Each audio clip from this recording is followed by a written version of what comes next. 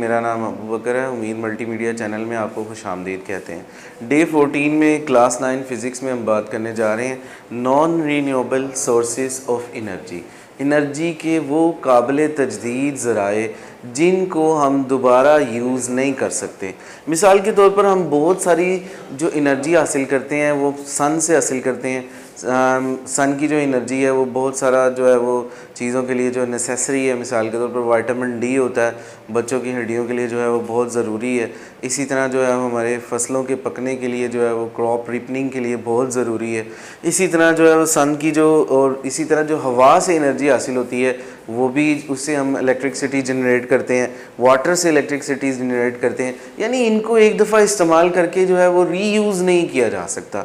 ये वो काबिल तजदीद ज़राए हैं जिनको एक बार इस्तेमाल कर लिया जाए तो बार बार इनको रिसाइकल करके काबिल जो है वो इस्तेमाल नहीं लाया जा सकता। इसी की एक मिसाल है सूरज से पैदा होने वाली एनर्जी, सोलर एनर्जी है। इसी तरह हवा से पैदा होने वाली एनर्जी विंड एनर्जी है।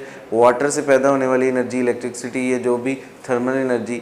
ये सारी की सारी ऐसी एनर्जी के ज़राए हैं जिनको एक बार इस्तेमाल कर लेने से दोबारा हासिल नहीं किया जा सकता।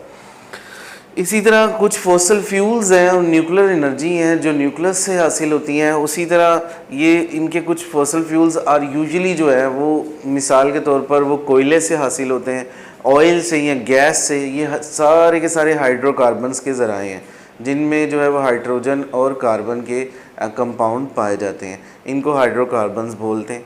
फॉसिल फ्यूल्स के कुछ इस्तेमालात हैं। फॉसिल फ्यूल जो हम घरों में जो है वो डोमेस्टिक पर्पस के लिए, कुकिंग के लिए इस्तेमाल करते हैं या घरों को हीट करने के लिए।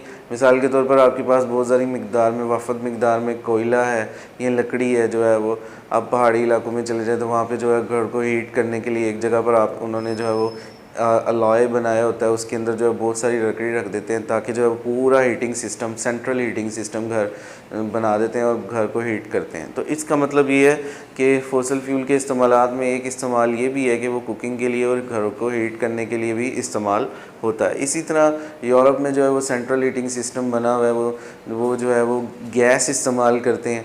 वो एक जगह से जो है वो पाइपिंग की होती है अंडरग्राउंड, उसके ज़रिए जो है वो पूरा जो है वो ऑफिसेज़ या जो घर हैं, हाउसेज़ हैं, वो सारे के सारे जो है वो एक मॉडरेट टेम्परेचर पर रन करते हैं।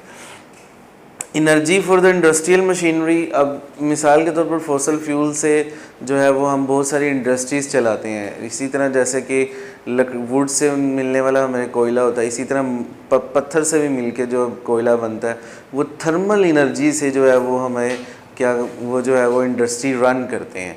ठीक है, इसी तरह उससे इलेक्ट्रिसिटी भी जनरेट होती है। सीएनजी के भी बड़े इस्तेमालात हैं, वो ट्रांसपोर्ट में इस्तेमाल होती है। यानी बहुत सारी गाड़ियों में जो है वो सीएनजी को जो है वो लगाया जाता है। सीएनजी किट्स होती हैं, सिलेंडर लगाए जाते हैं ताकि ट्रैवलिंग करने के लिए जो है वो गाड़ी जो है वो काबिल इस्तेमाल हो सके और उस सीएनजी की मदद से इंजन रन हो सकते। तो ये इसके कुछ इस्तेमालात थे।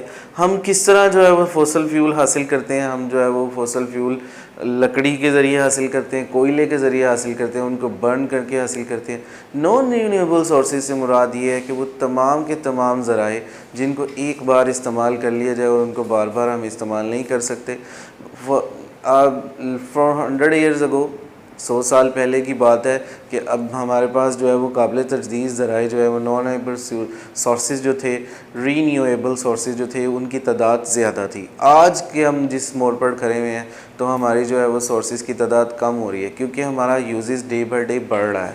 हमें चाहिए कि इसके लिए हम कोई दूसरे जो है वो ज़राए जो तलाश करें ताकि इनकी जो खपत है वो एकदम बैलेंस हो सके। अब जिस मिकदार में हम कोयला या जिस मिकदार में हम केरोसिन ऑयल या पेट्रोल या कोई भी जो है वो डीज़ल या कोई ऐसा सोर्सेज इस्तेमाल कर रहे हैं जो आपको जो है वो आपके मिनरल्स या ज़मीन से मिलता है, वो वक्त के साथ साथ उसकी जो है उसके अंदर कमी आ रही है क्योंकि हमारा यूजेस बहुत है, ट्रांसपोर्ट बढ़ गई है। इसी तरह हमारे डोमेस्टिक पर्पस के लिए हमने उसको इस्तेमाल किया, इंडस्ट्रियल पर्पस के लिए इस्तेमाल किया, तो उसके यूजेस डे बाय डे बढ़ रहे हैं।